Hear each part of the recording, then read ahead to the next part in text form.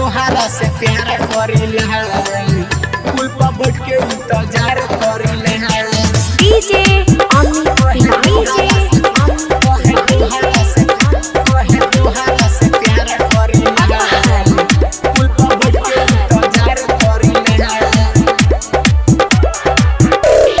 परल बा पीछा सखी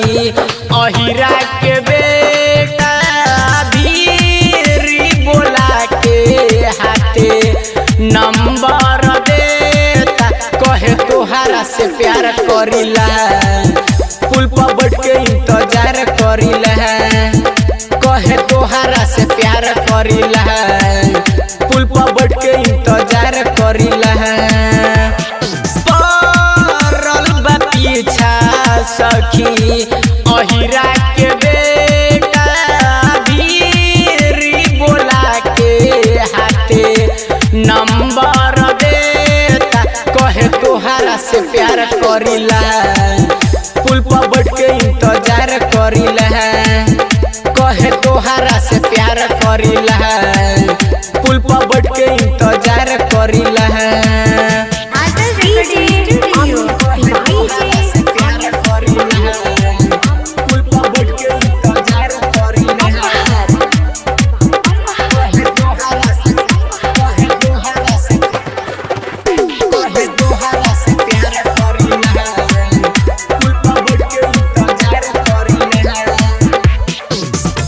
बताई सखी ना उड़े रहाला रहेला वही फेरा में लागता डर हमरा जान जाई सभे हो जाई हाला सब डेरा में हो जाई हाला सब डेरा में कहाँ बताई सखी ना उड़े रहाला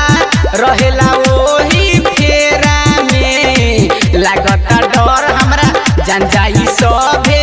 हो जाई हाला सब डेरा में चुपे चोरी मिलता नइखे हमके बोला के चुपे चोरी मिलता नइखे हमके बोला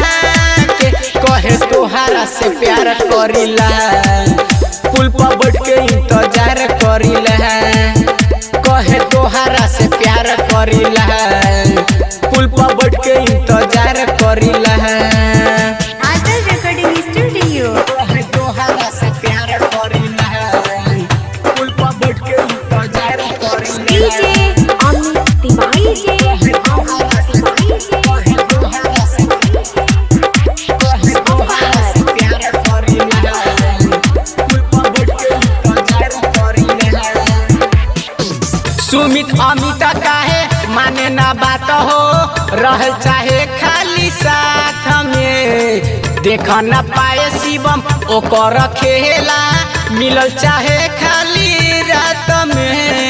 मिलल चाहे खाली रात में सुमित अमित काहे माने ना बात हो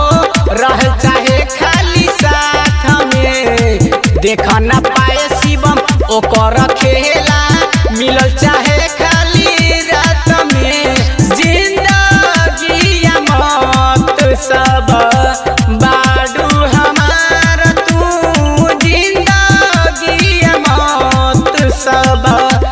बाडू हमार तू कहे तोहरा से प्यार करिला पुल पर बैठ के इंतजार करिला कहे तोहरा से प्यार करिला पुल पर बैठ के इंतजार करिला परल बा पीछा सखी अहिरा के बेटा धीरी बोला के हाथे नंबर देता कहे तोहरा से प्यार करिला पुल पर बैठ के इंतजार करिला कहे तोहरा से प्यार करिला पुल पर बैठ के इंतजार करिला आदल रिकॉर्डिंग स्टूडियो जाक बाजार महत्तर नेपाल।